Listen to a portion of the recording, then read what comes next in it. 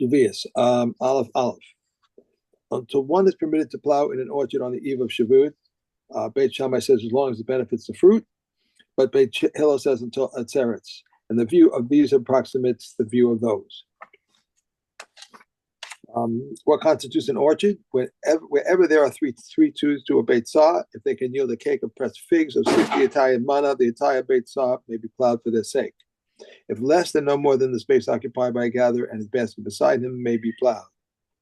Beside both non-bearing and fruit-bearing trees are regarded as if they were fig trees, and if they are capable of yielding a cake of pressed figs of 60 Italian mana, the entire Beit Sah may be plowed for their sake. If less, then only that which they require may be plowed.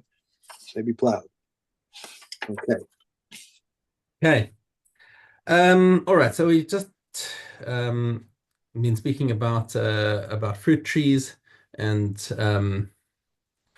your camera is quite cute. It like tries to pull the frame with your picture by zooming in. Really? I'm just watching it happening by itself. Yeah. But nothing happening over here. I'm just staying in one place. Yeah. It's changing the perspective based on what's in the picture. Anyway, Haya Echad Ose Kikar Devela. So we had this minimum measure that you've got if you've got three trees in a base Sa'ah, and they need to be able to produce a kikar of pressed figs.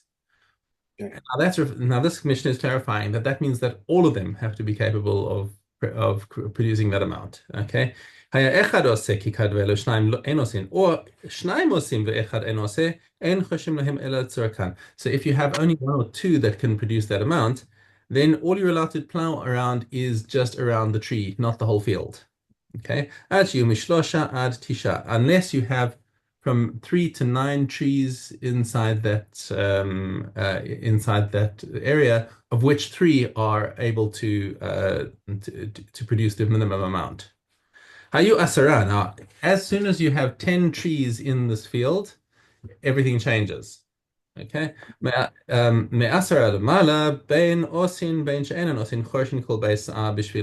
So once you have 10 trees, even if they're thin trees and don't produce that much, the 10 trees is now another minimum shira for which you can plow the entire field, the entire orchard. Now, interesting. We're going to go into a whole drasha on this pasuk that says during the charish v'katzir, during the harvesting and for the harvesting and the reaping, you must rest. Okay. So this pasuk is talking about Shavuos, about Shevi'is. Okay. Obviously, we're talking about the charish and katzir of the Shemitah. So this pasuk, this is explaining that we have a drasha on this pasuk, which is teaching us everything that we've just learned above. That the prohibition on plowing and doing agricultural work applies beyond what was already stated about Shemitah. That and now goes into the year before and even the year after. We'll see. So it just couldn't have said, the pasuk couldn't have said during Shevi'is you shall rest. You're plowing. Well, no, but katzir tishbos. Okay, so right, so yeah, so we didn't need to give the whole thing, right? Well, kashek lama tzarich hakaso. Okay, but because it's extra information that we didn't need. It's already written before. V'yom Shabbos Lashem. Oh, sorry, beg your pardon. That's talking about Shabbos. Okay, v'yom Shabbos Lashem lo taseh kol melacha. Okay, as lama. Okay, so why does the pasuk talk about charish and katzir? Because all melacha is forbidden on Shabbos. So now the Chachamim learned at the drasha that this pasuk that appears to be in the context of Shabbos is actually talking about Shemitah. Okay, and what's it talking about extra about Shemitah? It's talking about charish being the plowing. Right. Plowing for the year before is not permitted, right? Even in part of the year before. But katzir shel Shevi'is and harvesting of the year that follows the Shemitah. Okay, so the fruit that was produced in the Shemitah year and is still on the tree following Rosh Hashanah of the Shemitah of the next year into the eighth year, um, that also you're not allowed to harvest because it's still Shemitah fruit. Is Okay. it is this just talking about trees? It's not talking about Yeah, fruit that that's talking about trees just because vegetables immediately become vegetables are judged by when they're harvested. So anything right. that thereafter. But anyway, any vegetable that grew at that point would be asur midrabanan because of svichin. Right. Okay. Okay. Rabbi Yishmael Omer, Ma charish rishus af katir rishus yatsa katir haomer. So Rabbi Yishmael comes and adds another drasha from this. Just as plowing is a voluntary action, and there's nowhere in the Torah where you are obligated to plow a field anyway. So therefore, harvesting also, even though we do have one case of harvesting that is a mitzvah. Okay, so we're saying that there's an equivalence between the two. That the only issur of harvesting during the Shemitah year is for things that would normally be voluntary, but Hmm. the harvesting of the Omer which is an obligation that must still be done during the Shemitah year. So there's no exception. There's no exception. At least it doesn't get excluded by Shemitah. Right. It's done and even must be done on Shabbos, as a matter of fact. Um, so yeah, I mean, we already know well, I mean, we've learned this in previous cycles about the Omer that we have to harvest that on the even if it happens on Shabbos and they make a whole big deal about it, like and they're saying, is it Shabbos? Is it Shabbos? And they say, yes, yes. So should I Right. harvest? Yes, yes, you must do it. Yeah. Uh, Um, um, Okay, Katir, Yatsa Katir HaOmer, Shehoil, Vehu Katir Shamitzvah, Hareo, Mutar Afilu B'Shabbos. Right, so that's Rabbi Yishmael's drasha, that is even Mutar on Shabbos. Okay, Mishnah Hey, Shlosha Ilanos Shel Shlosha Anashim. So returning to our subject about the three trees in the field. And this Mishnah comes to clarify that they don't even have to have the same owner. You could have three different owners of three trees in one field. Hare Elu Mitztarfin, they join together the Choshen called Beisah Bishvilan, and you can plow the whole field. Kama Yehei Benehem. Okay, so how much space has to be between them? Because we actually have to have a minimum space between them. Otherwise, they're not going to grow well. And one of them is destined to be uprooted. Rabban Gamliel Omer Kadesh Yehei Bakar Over Bakelav, so that the cattle actually not the cattle is Hey, I just want to get the correct translation because that could be the guy who's driving the cattle, or it could be the cattle There's oxen to pass through with their implements. right. The oxen to pass through. Right, and so that's like that's 4 amas. Is that Well, yeah? right. The measure is 4 amas. Um, I know Hagbaka. Right. There's another reading where you change the punctuation of the word bakar with a patach under the bet, which changes it into the guy Vomit. who drives them. Right. But either way, we're saying four amas.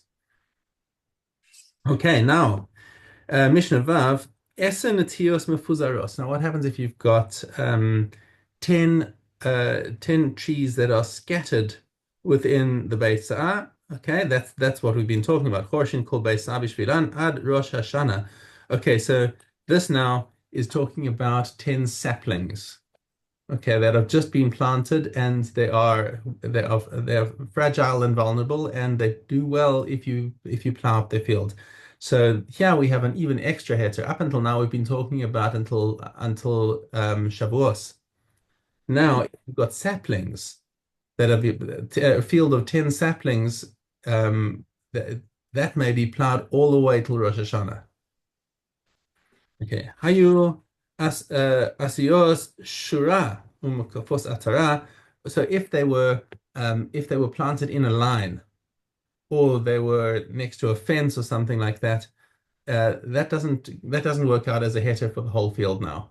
So we said up until Rosh Hashanah for these trees, but if they're all in a line and you're not really going to get any benefit from anywhere further away from them, okay, and chorshim lahim ela l'tzorkan, then you should only plow what's near to that row of trees.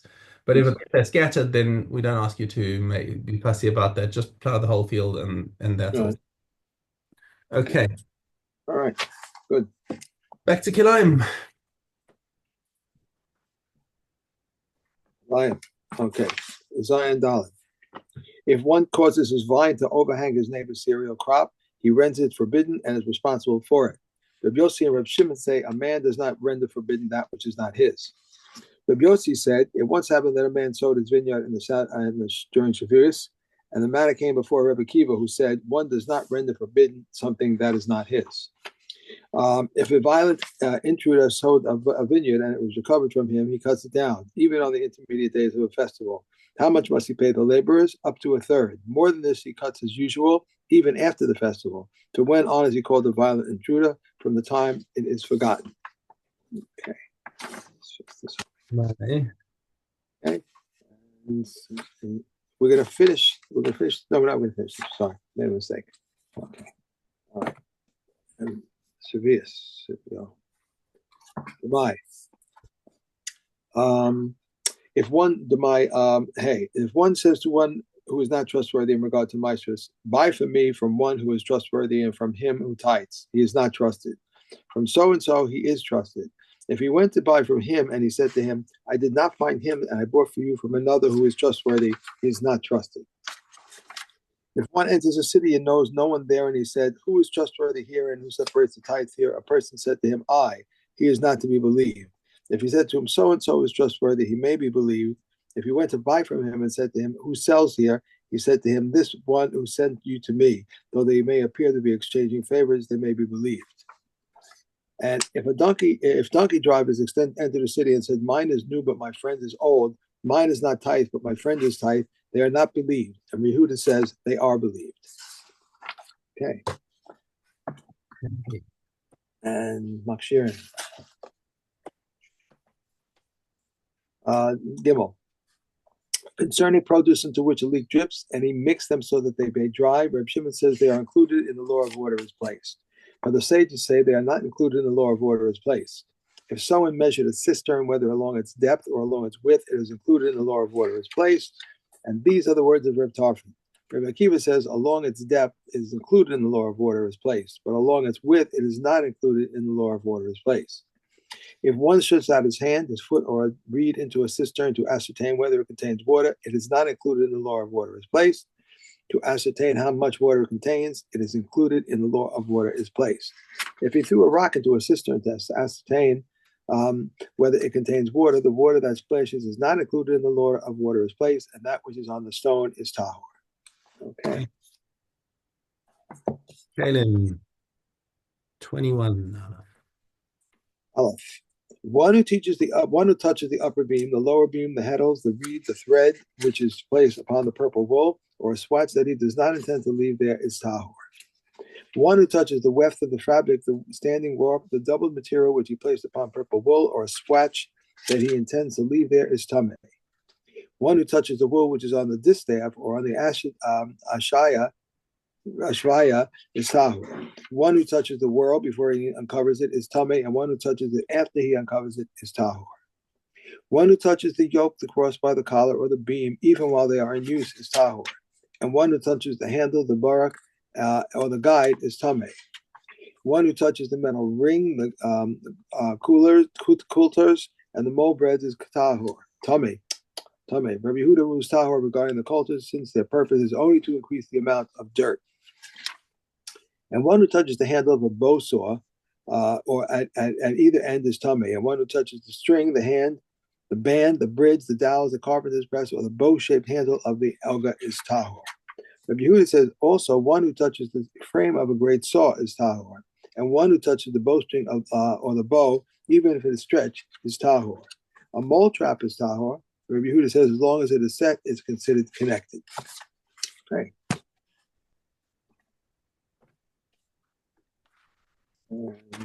Marcos. These are exiled. One who kills a person through error. If he was rolling a roller which fell on him and killed him, if he was lowering a barrel which fell on him and killed him, if he was ascending a ladder and fell upon him and killed him, he is exiled. But if he were drawing the roller up and it fell on him and killed him, he was. If he were drawing the barrel up and the cord split and it fell on him and killed him, or if he was ascending the ladder and fell upon him and killed him, he's not exiled. This is the general rule. For all that is the way of descent is exiled. When not by the way of descent, he is not exiled. If the iron slipped off its handle and killed, Rebbe says he is not exiled, but they come and say he is exiled. If from the tree that is being split, Rabbi says he is exiled, they come and say he's not exiled. One who throws a stone into the public domain and kills is to be exiled. Rabbi Eliezer ben Yaakov says, if after the stone had already left his hand, that had one put forth his head, and received it, he is free. If he threw the stone into his courtyard and killed, if the injured person had permission to enter therein, he's exiled. If not, he's not exiled. It says when a man goes into the forest with his neighbor, just as the case of the forest where the injured one and the injurer are permitted to be, this includes the homeowner's courtyard, because the injured one and the injurer are not permitted to be there. Rabbi Shul says, as hewing trees, which is an optional act, this excludes the father who strikes his son, and the teacher who chastises his disciple, and the officer of the court. A father is exiled on account of his son, and the son is exiled on account of the father. All are exiled on account of a Jew, and a Jew is exiled on their account, except on account of a resident alien. But a resident alien is not exiled except on account of a resident alien. A blind person is so exiled, so says Rabbi Yehuda Meir. Rabbi Yehuda Meir says he is exiled. An enemy is not exiled. Rabbi Yossi ben Yehuda says an enemy is to be put to death because he is like one forewarned. Rabbi Shimon says there is an enemy who is to be exiled, and there is an enemy who is not to be exiled. This is the general rule. If it can be said he killed willingly, he is not to be exiled. But if he did not kill willingly, he is to be exiled. Okay. Hey. Sukkah. Gimel base. If traps for game and fowl and fish were set before Yontav, one may not take from them on Yontav, unless he knows that they were caught before Yontav. It once happened that a certain non-Jew brought fish to Rabbi Gamil, and he said, "They are permitted, but I do not wish to accept it from him." And a dangerously ill animal may be slaughtered, unless there is enough time in the day to eat.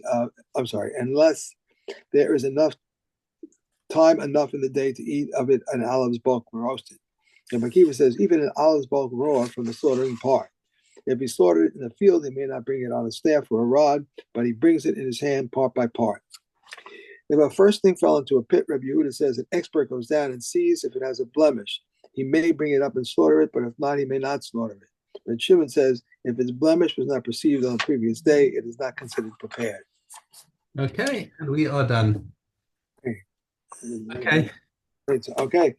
Have a great day. Enjoy. Tomorrow's Friday already. Okay. I can't believe it.